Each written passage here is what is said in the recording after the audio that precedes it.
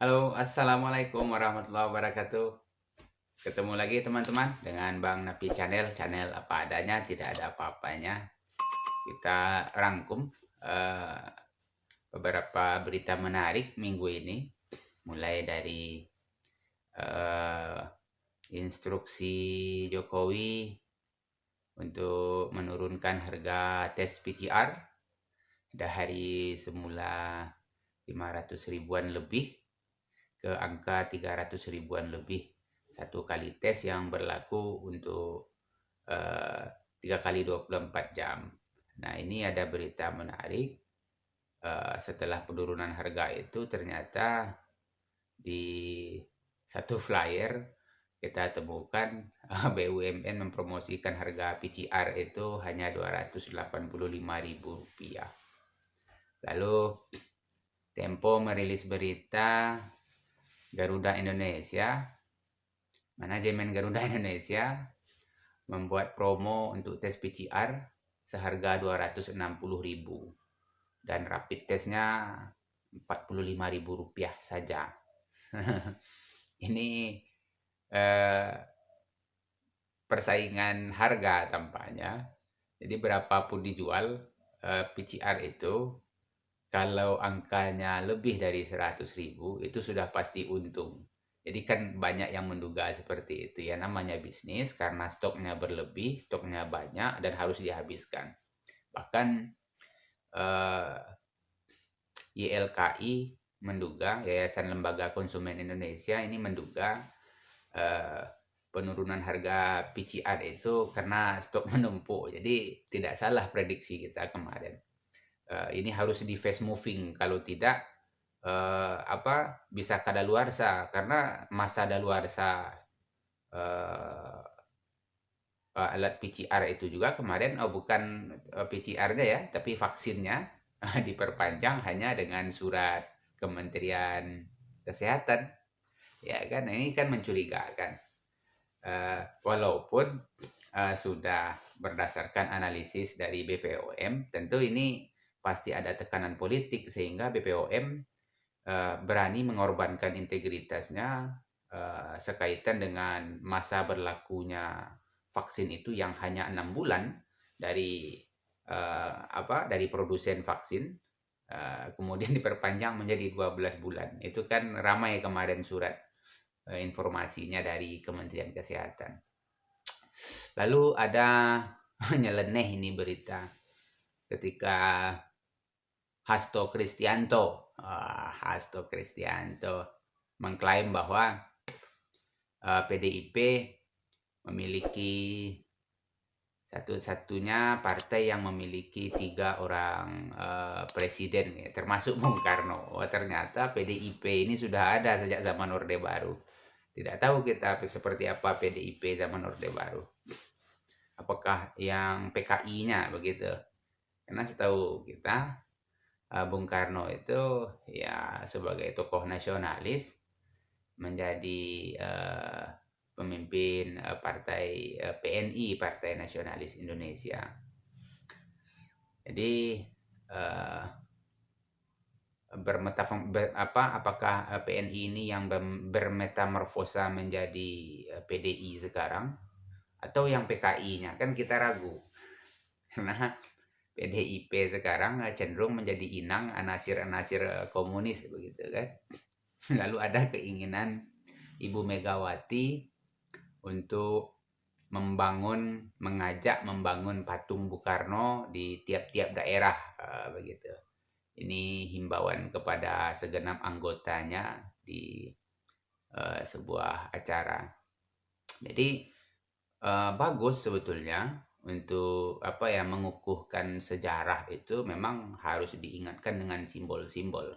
Tapi yang lebih penting adalah mengingatkan sejarah itu lebih kepada pokok pikirannya, seperti apa pikiran Bung Karno itu tentang Nasakom, tentang nasionalisme itu sendiri, atau tentang agama itu sendiri, atau tentang komunis itu sendiri. Nah, itulah yang diramu supaya generasi muda ke depan tahu pikiran-pikiran Bung Karno, bukan tahu sosoknya saja begitu kan. Ada pahlawan yang tak dikenal juga. kita tidak tahu sosoknya, tapi dijadikan pahlawan dan ditetapkan oleh pemerintah sebagai pahlawan. Nah, kita tidak tahu sosoknya. Kalau kita lihat patung-patung pahlawan tak dikenal itu di berbagai daerah dibuat, termasuk di daerah di Sumatera ini, itu ya hanya dibuat dengan apa, patung ular begitu, kemudian dibuat seorang sosok di sana yang memang tidak dikenal mereka dia entah siapa. Nah, kalau Bung Karno kan sangat terkenal. Saya saran patungnya yang gambar dia sedang jadi mandor Musa itu juga perlu di apa, dibuat. Jadi jangan dia naik kuda saja yang dibuat kan, karena sejarahnya dia juga pernah jadi mandor Musa yang mengorbankan ratusan ribu nyawa rakyat ketika itu. Nah, nah, itu juga perlu dibangun. Dan yang paling penting, jangan sampai patung-patung itu mengalihkan perhatian kita terhadap fakta sejarah bahwa Bung Karno ya terlibat dengan peristiwa G30 PKI. Itu kan banyak puzzle yang sudah kita urai, coba sedikit-sedikit kita bahas. Eh, ada andil Bung Karno di sana. Kemudian bangun juga lah patung Bung Karno yang sedang apa berpelukan mesra dengan Aidit itu kan. Karena Aidit ya menjadi inspirator juga bagi Bung Karno. Aidit itu kan secara apa usia lebih tua dari Bung Karno sedikit begitu kan. Boleh dikata menjadi ya guru politiknya atau suhu politiknya Bung Karno juga. Nah, bangun patungnya itu. Jangan patung Bung Karno yang naik kuda saja. Nah, ada juga ini saran menarik dari netizen ini. Bangun juga sekalian dengan patung istri-istrinya kan begitu. Supaya generasi juga ingat bahwa Bung Karno itu istrinya banyak kan begitu. Supaya apa? Supaya ini kelompok kelompok liberal, kelompok apa? Nasionalis yang berpikiran apa ya liberal, kemudian eh, berpikiran liar yang ada di PDIP itu juga eh, tahu gitu bahwa poligami itu dilakukan Bung Karno gitu kan, dengan beristri banyak, bahkan meminang anak kecil juga kan. Ah, termasuk ini ibu kosnya itu kan perlu dikasih tahu, perlu diingatkan kepada generasi bagaimana ini Soekarno dengan istrinya yang ini, Soekarno dengan istrinya yang ini kan pernah dibanding-bandingkan juga oleh anaknya Bung Karno, Sukmawati. Bung jasa Bung Karno itu dengan Nabi kan tidak equal. Apa yang dia bandingkan, Nabi itu pemimpin umat seluruh dunia. Jadi Bung Karno punya keinginan seperti itu dulu kan begitu. Mungkin itu yang menjadi motivasi si Sukma ini membandingkan Nabi dengan Bung Karno. Sekalipun ya kita paham bahwa Nabi itu hanya manusia biasa dan bisa diperbandingkan dengan siapapun. Namun demikian, sebagai simbol keagamaan, tidak layaklah Nabi dipersandingkan dengan Bung Karno yang uh, justru akan menimbulkan apa ya, uh, memprovokasi jadinya kan. Dibangun patung Bung Karno yang sedang nunjuk Romusa itu jadi mandor kan, bangun juga patung istrinya, bangun juga patung Bung Karno itu dengan Aidit yang lagi bermesraan berpelukan itu kan. Nah, itu baru mengingatkan sejarah namanya. Jangan bangun patung Bung Karno yang duduk di atas kuda saja, entah kapan Bung Karno itu duduk di atas kuda. Lalu ini ada berita apa lagi ini?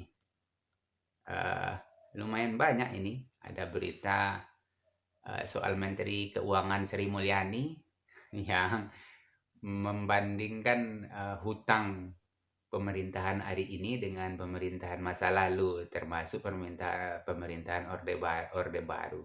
Katanya bahwa hutang itu yang dibuat sekarang itu adalah warisan masa lalu katanya kan. Padahal di masa lalu hutang Indonesia tidak sebesar yang dibuat oleh pemerintahan sekarang. Walaupun memang ya harga dolarnya meningkat, Tapi kan sudah ada penurunan di masa Pak SBY bahwa hutang itu sudah tidak ada hubungan lagi dengan IMF ketika itu. Nah, sekarang malah semakin besar ya. Ini kebiasaan menyalah-nyalahkan rezim sebelumnya. Padahal Sri Mulyani ini menterinya SBY juga dulunya kan. Mestinya kalau ada hutang itu bagaimana pemerintah berpikir supaya pembangunan negara ini tidak melulu dengan hutang luar negeri gitu kan. Manfaatkan potensi masyarakat yang ada dalam negeri dengan transparan begitu kan. Dan jangan pula dimanfaatkan dana umat yang mestinya dimanfaatkan untuk beribadah haji dipakai bukan untuk haji, wakaf itu untuk pembangunan, untuk pendidikan dipakai bukan untuk pendidikan. Jadi zakat juga ya kan, ada keinginannya kemarin untuk mengelola zakat seperti pajak.